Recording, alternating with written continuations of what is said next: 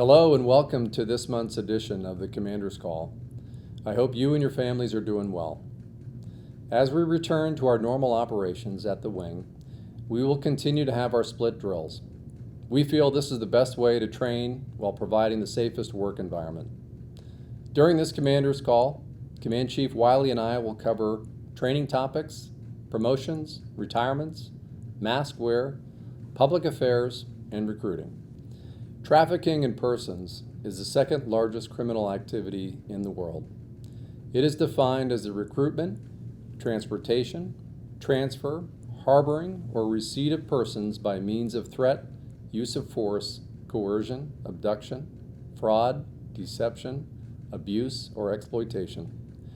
It is a grave violation of human rights and a worldwide criminal threat to the security, civil rights, and stability, as well as a direct threat to our nation's foreign policy. Due to the seriousness of the crime, the somber results in terms of human tragedy, and the disabling impact on our military readiness, the Air Force has established a zero-tolerance policy for trafficking in persons. Colonel Ray Hyland has been designated as the CTIP manager for the wing. Captain Josh Burkert is his alternate. Please take time to review the posters around the base, as well as the local locations handout that you have been provided. If you would like more information, there is a CBT on the ADLS portal with more details. Over the past year, Secretary of the Air Force Barbara Barrett and her team have been working hard to enhance the Department of the Air Force's culture of understanding, appreciation, and commitment to protecting our information from unauthorized personnel. We have made great strides, but OPSEC is a mindset that we must continually reinforce. We are currently awaiting guidance on how to institute new training. All senior NCO promotions will be required to meet a wing promotion board. All promotion packages will be routed through MPF for review, and a board will be coordinated through the chiefs. The MPF requests that packages be submitted on Wednesday, the week before each drill, in order to meet the board for that UTA. From my previous address in June, the majority of our operations have remained the same with minor tweaks.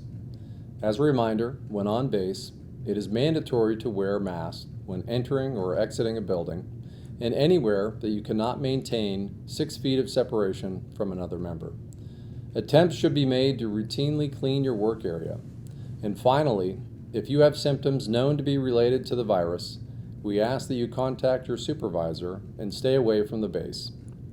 COVID-19 has thrown a wrench in our schedule, but it is important that you try to complete enough drills and AT days to have a good year. There are only 2 months left this fiscal year to complete drills. Check out the good year guidance provided by Major Pam Dove via email on May 14th. This is a great tool for understanding how to calculate a good year. As a reminder, please make AT requests as soon as possible. As we near the end of the fiscal year, these resources will soon be pulled back, and you will no longer have the ability to request AT days until the next fiscal year. Talk to your supervisor as soon as possible if you are planning to complete annual training. Public Affairs has kicked things into high gear over the last few months. Our full-time members and traditionals have been working hard to document COVID-19 operations, cover family stories, and field requests from NORTHCOM, and much more. Photos, videos, and written stories from our unit can be found on the Wing Facebook page, along with the Defense Visual Information Distribution Service. However, you do not need to be in public affairs to have a story told or submit a photo. If you want to write a story about your workplace, or if you take a photo, send it to the Public Affairs Gmail account. COVID-19 has been detrimental to our recruiting team. Without schools or events to visit, the recruiting teams across the nation are reporting smaller number of applicants. Master Sergeant Lindsay Brent and her team are renewing Who's Your One campaign here at the 171st. This is the best time for you to help one of your friends, neighbors, or relatives learn how they can benefit by joining our team. Who's Your One is a great way to spread information. If you know someone interested, get in touch with our recruiting team at extension 7494.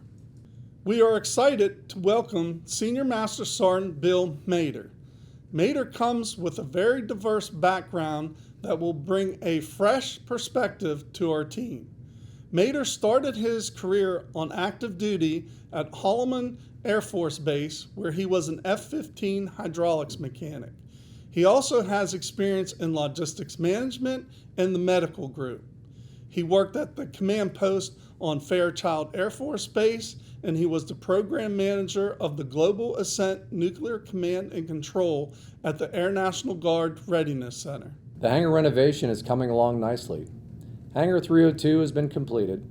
Various maintenance shops have moved to their new home, and aircraft maintenance is being conducted in the hangar. Hangar 301 is still under construction, but that work is coming to a close late this year or early next year. Additionally, some of our buildings have received upgrades. If you look closely at the emergency management or security forces buildings, you'll notice new shingles have been installed by our civil engineer squadron. As you may recall, around September of last year, the Director, Air National Guard, Lieutenant General Scott Rice, visited the wing. After nearly 40 years of service, he will be retiring. Lieutenant General Michael Lowe will succeed him as the Director, Air National Guard. Lieutenant General Lowe is the former Adjutant General of the Colorado National Guard. He is an F-16 pilot with over 3,000 flight hours. Another major change in the National Guard leadership is the appointment of Lieutenant General Daniel Hokanson as the Chief of the National Guard Bureau.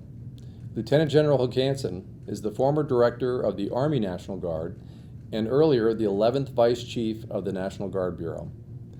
Command Chief Master Sergeant Tony Whitehead has been selected as the next Senior Enlisted Advisor to the Chief of the National Guard Bureau. Chief Master Sergeant Whitehead brings tremendous leadership experience earned during a long and remarkable career in the Air Force and Air National Guard. He has held positions to include the Command Chief Master Sergeant of the Puerto Rico Air National Guard, as well as the Command Chief Master Sergeant of 1st Air Force. Throughout the course of June and July, we had 38 promotions. Promoted to the rank of airman are Jess Byerly, Carlin Large, September Irwin, Christopher Richer, and Caitlin Thomas. Promoted to the rank of Airman First Class are Hannah Wareham, Peyton Nyman, Marissa Hodges, Ethan Early, Audrey Williams, Jolene Smith, Dell Gofffelty, Allison Poole, Alexander Vaughn, and Taylor Irwin. Promoted to the rank of Senior Airman are Ryan Frogner, Ronald Bowser, Adam Zerniak, Tanner Pantuzzo, Andrew Schoen, Nicholas Manuel, Gasper Muniz, Jared Marsh, and Jacob Schnellbach. Promoted to the rank of Staff Sergeant are Lee Downey Jr., Deanna Kushnarenko, Nicholas Dubina, and Frank Chappell.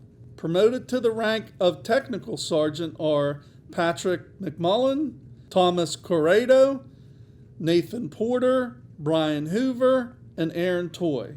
Promoted to the rank of Master Sergeant, Keith Black and Alphonsus Mayor. Promoted to the rank of Senior Master Sergeant, John Morgan. And finally, reaching the pinnacle of the enlisted career, Jason Everett from the 258th has been promoted to the rank of Chief Master Sergeant. Congratulations to all newly promotees. Job well done. We have 10 retirements to recognize. I'd like to say thank you to these members and their families for dedicating so much of their time to the wing over their careers. Retiring over the summer months this year are Tech Sergeant Maureen Price and Tech Sergeant Chad Parker, Master Sergeants Curtis Armstrong, Jason Miller, and Patrick Sharkey, Senior Master Sergeant Christopher Ebert, and Senior Master Sergeant Kim Rose. Chief Master Sergeant William Schultz, and Command Chief Judy McGrath, Captain Robert Sully, and Lieutenant Colonel Brian O'Neill. If you happen to see these members, please be sure to thank them for their service to the 171st, the Commonwealth of Pennsylvania, and the nation. Thank you for your time, and I hope to see you soon.